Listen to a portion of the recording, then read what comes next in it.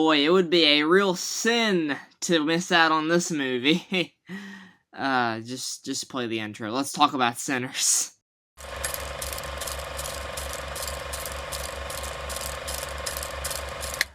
Hey guys, welcome to my review for Sinners. If you guys haven't seen Sinners yet, then this will be a spoiler review. You want to make sure to go see the movie and come back and watch it, because I'll answer near to the end of the video. Could it be the best movie of the year so far? If it is, if I think so, obviously you're allowed to have your own opinion, but look, I've seen a lot of people say it's the best movie of the year so far. I'm going to tell you near the end what I think about that, but you don't want to get spoiled for it. This is a new film from Ryan Coogler. Stars Michael B. Jordan, Haley Steinfeld, Delroy Lindo, Miles Canton, Jack O'Connell. Some really great names in here. And this is actually his 5th collaboration with Michael B. Jordan. You have Fruitvale Station, which I have not seen but I've heard nothing but good things about. You of course got Creed and Creed 2, love both of those. And then Black Panther and Black Panther Wakanda Forever. 2 more excellent movies. So Ryan Coogler has quite the resume when it comes to filmmaking, and I love his passion for it. There's a video online where he goes through the many different ways that you should see Sinner and which is the best way, and the way that he talks about making Sinners and how he made it to be seen in this way. You just see the passion and the amount of love that he has for his craft, so I can really appreciate that. I was really looking forward to this movie. So you got Michael B. Jordan starring as twins, Smoke and Stack, who form a juke joint place. They get a juke joint place, and they invite a bunch of people there to work, friends and old colleagues, and they're having a good old time. They're making money, but there comes some vampires, and the vampires stir up some hell, and they are going to find out who truly are the sinners, even though they are all pretty much sinners. But I was really excited for this movie because vampire movies aren't normally my thing, but within the past few years I've been getting more and more into them with stuff like Last Voyage of the Demeter or Nosferatu, and I'm really excited to talk about this. So this movie tackles a lot of different themes. There is, of course, there's a little bit of like following your dreams in here, with Miles Canton's character, who, first off, this is his first like big film performance. Bravo to him. Bravo to Miles Canton as Sammy.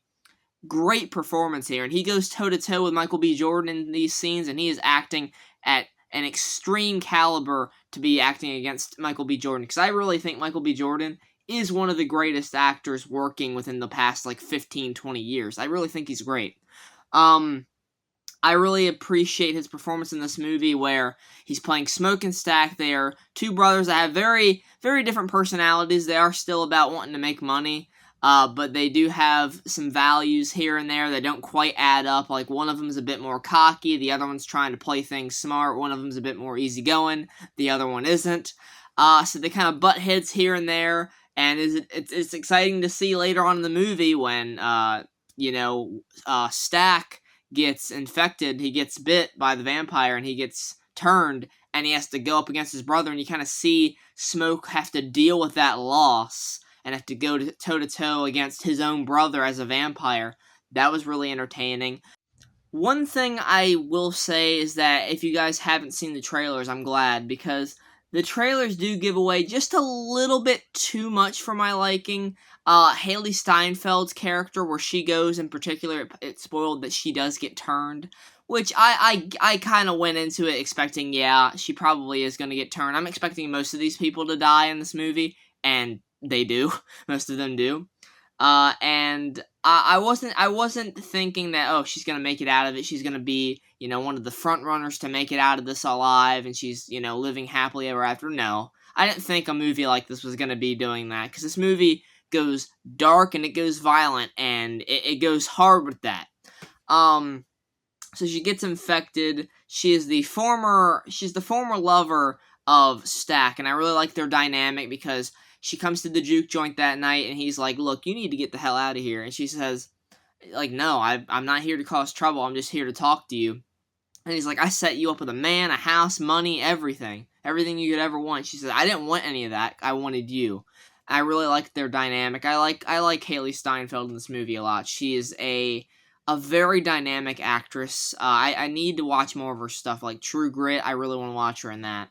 But I really enjoyed her in the MCU. Great to see her here. Looking forward to more in the Spider-Verse movies. Delroy Lindo. I love this guy. I love this guy. I've seen him in a few movies. Not too many, but like mainly like The Five Bloods from 2020. He should have been nominated for that, and he got snubbed there. I'm happy to see him in here. His character's got most of the comedic relief side of things. I really enjoyed that. You have, I'm blanking on the actress's name, but Hunter B-15 from Loki. That was good to see her in here. You've also got, oh my god. Oh, Jack O'Connell, playing the leader of the vampires. And this dude is menacing. He is creepy, and I really enjoyed his performance. And above all, really, the highlight performance outside of Michael B. Jordan playing these twins, because sometimes you kind of have to remind yourself, oh yeah, Michael B. Jordan is playing these two twins, because they just feel, he's so lived in within each of those characters, those twins. It's just really great stuff. But the highlight of outside of that is, you've got Sammy there, Miles Canton. I really enjoyed him in this, and to think that this is his first role is crazy, because he starts off the movie, we start the movie at the end, pretty much, where he's scarred up and he comes home to his father who's a preacher and he doesn't want him to do music, and then throughout the movie he is giving his music to these people in the juke joint, and he is having a good time with it, and there's a moment that's going to be very iconic. This is going to be probably the most iconic scene of the film for most people, where he is playing for everybody, and suddenly all of these different music genres from past and present start to appear. There's people with electric guitars, there's people with bongos, there's people with R&B and disco, decks and everything like that. And I thought that was really, really cool. I really enjoyed that. And it's like this moment where they're having such a good time tearing it up with the music that the juke joint burns down, like, within this fantasy that we're in for a second here, and it burns to the ground, and then you see the vampires looking in at Sammy, and at the beginning his father's like, look, the music is gonna bring on the devil, and that's pretty much what's happening here. The main vampire guy's like, we want Sammy, we came here for him, and they put up a fight. Our juke joint crew puts up a fight. We do lose all of them, except for Sammy. Even Michael B. Jordan's, obviously Stack, I mentioned, gets bit and turned, and then Smoke ends up sacrificing himself. He tells Sammy to go, and he is going to take out all of these clan members that come after the vampires are defeated. After they all, burn away. The clan that was around that time come over there, and their plan was to gun them all down, so either the vampires were going to kill them all, or the clan was. But Smoke finds out about that, and he guns all these guys down. He does get fatally wounded, though, but he is reunited with his former lover and their child that they lost. So I thought that was a really nice, tender moment to end the movie on. But there's a moment during the credits, there's a mid-credits scene where you see Sammy grow up to be this old, blues artist. He's accomplished his dream. He's sharing his music with the world.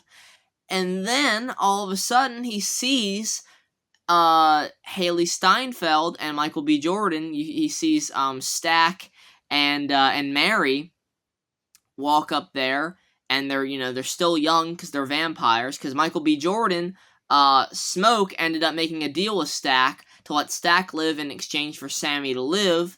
And they're like, hey, we can still offer you immortality now that you're, older. And he's like, no, I'm good. Sammy's not up for that life.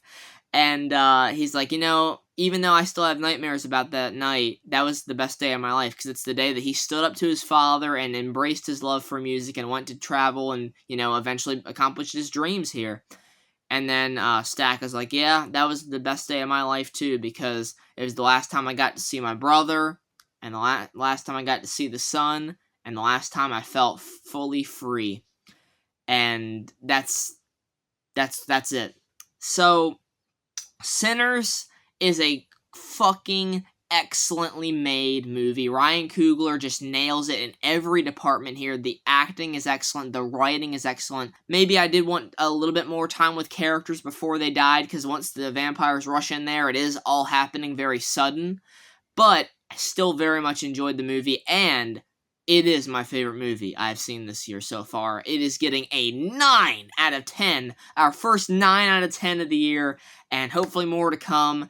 Thanks so much for watching the review, guys. I hope you watched Sinners. I hope you enjoyed it, and I hope you enjoyed the review. I've got a review for The Accountant 2 coming out next week. Probably, maybe can get that out a little bit early, maybe Thursday, something like that. But until then, take care and goodbye.